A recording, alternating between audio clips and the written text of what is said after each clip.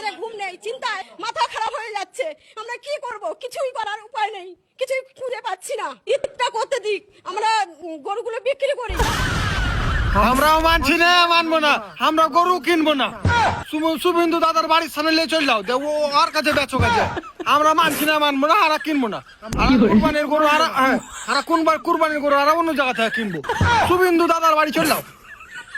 কি দিদি? দিদি দিদি যাও যাও, তোমার 9 লাখ টাকা লোন দিদি, করতে হবে না। শুভেন্দু দাদার বাড়ি চলে যাও, গোমূত্র নিয়ে চলে যাও, ওখানে নিয়ে গিয়ে শুভেন্দু দাদুকে দিয়ে দাও বাড়া।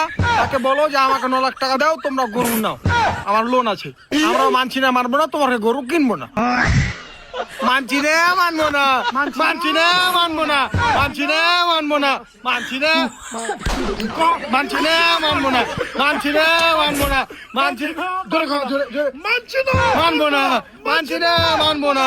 আমরা গরু কিনবো না, আমরা গরু কিনবো না, আমরা গরু কিনবো, আমরা গরু কিনবো।